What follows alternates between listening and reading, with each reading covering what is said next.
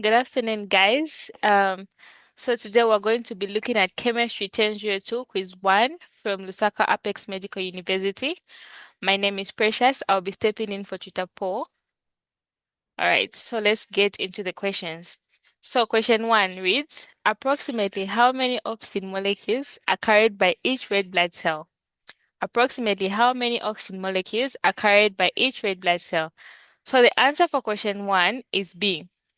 1 million oxygen molecules. This is because in each red blood cell there are a number of hemoglobin molecules, and we know that each hemoglobin molecule has got 4 oxygen molecules. So the correct answer for this is B.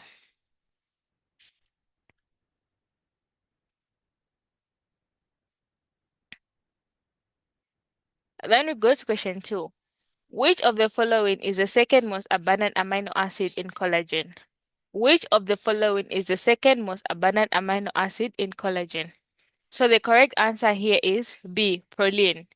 Proline is the second most abundant amino acid in collagen. So when answering questions, the key thing is you need to look at the keywords in that sentence. So like for question 2, the key thing that is going to help you understand the question and answer it correctly is second most abundant. And then the first, if they ask first most abundant, here our answer was going to be glycine. All right. So we go to the next question. Question 3. What is the role of distal histidine in hemoglobin? What is the role of distal histidine in hemoglobin? So the answer for question 3 is B. It prevents oxygen from binding perpendicular to iron. It prevents oxygen from binding perpendicular to iron. So this distal histidine is going to bind in a way that is going to prevent this ion from being perpendicular to this oxygen. And then we go to question 4. The triple helix of collagen is made up of 3 polypeptide chains, which are helical in nature. What is the orientation of each alpha helix making up the triple helix? So here the key words in this sentence is alpha helix. We need to understand how this alpha helix, how the orientation of the alpha helix is. So the correct answer for this one is left-handed. If we're talking about a single alpha helix, the orientation is left-handed. Okay? And then we go to the next question, which is question 5.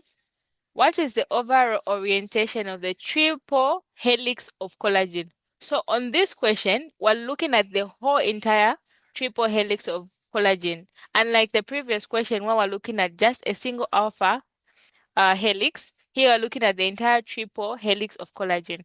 So the correct answer here is B. Then question 6.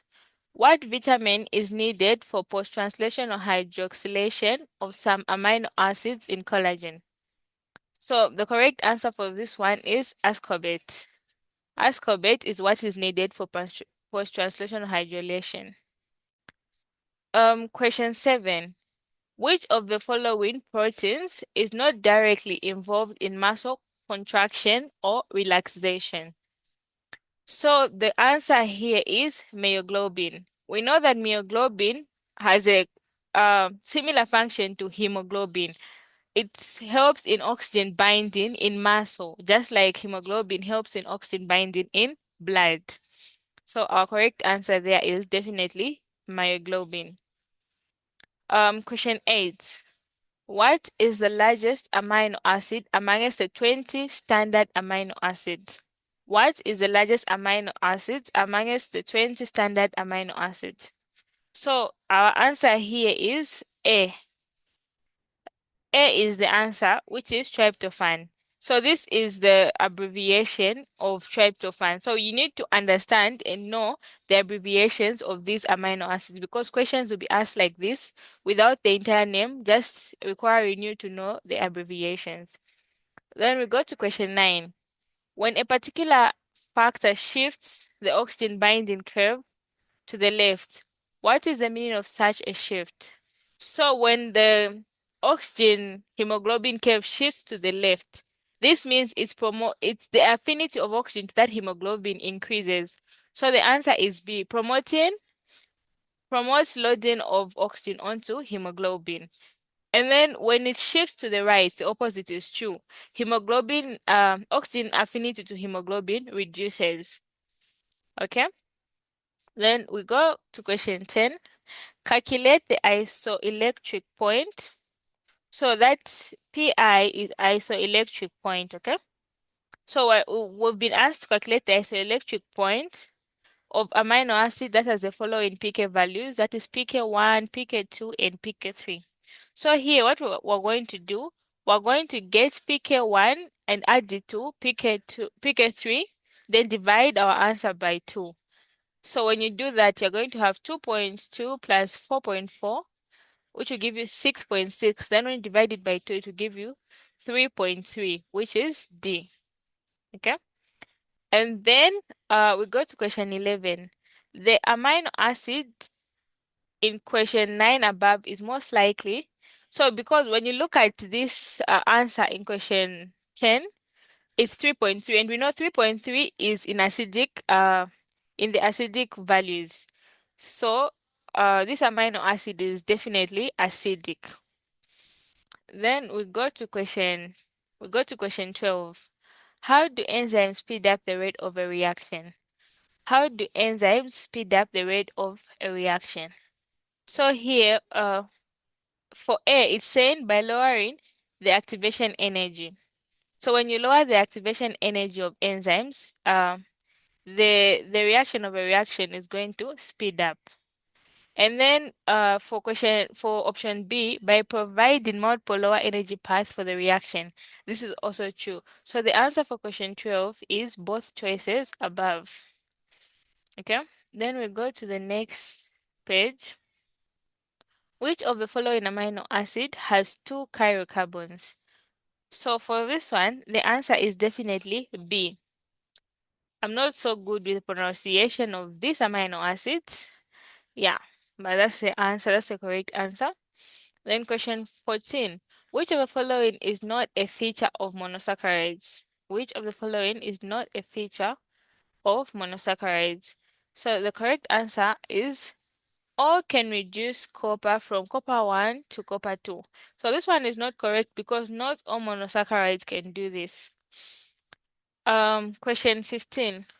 What condition is associated with defective elastin?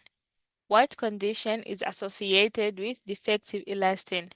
So the correct answer here is C, Marfan syndrome. This one is associated with elastin, while the rest are associated with collagen.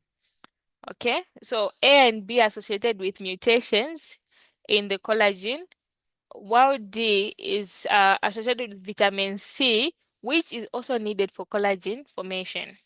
So all the other three are associated with collagen, while Marfan syndrome is associated with elastin. Question 16. A cofactor loosely and transiently bound to an enzyme is known as cofactor loosely and transiently bound to an enzyme is known as coenzyme. I think this is so simple. We should all know this. And then we go to question 17. In what type of enzyme catalysis mechanism does the enzyme hold the substrate in a manner favorable for meaningful collisions? So here the keywords in this question are meaningful collisions, favorable for meaningful collisions. So when for something to collide, it needs to be in proximity with the other molecule. So the answer here is definitely D, catalysis by proximity. When something is in close proximity with another, they're definitely going to collide. We go to question 18. Which model states that the active site of the enzyme can be flexible to accommodate the incoming substrates? Which model states that the active site of the enzyme can be flexible to accommodate the incoming substrate? So the answer here is Koshland. So this man, his first name was Daniel Koshland. He's the one who proposed this model in 1958. Okay, so our answer here is B. Koshland. 19. Which class of which class of enzymes catalyze reactions where atoms or groups of atoms are added across a double bond. So here we're looking at the atoms being added across a double bond. So when you add something across a double bond, that's addition reaction. And in addition reaction, we're trying to break that double bond. We're trying to make something that is unsaturated to be saturated, okay? So the enzyme that does that is a lyase. So the answer is C. Okay, so now question 20, which is the last question.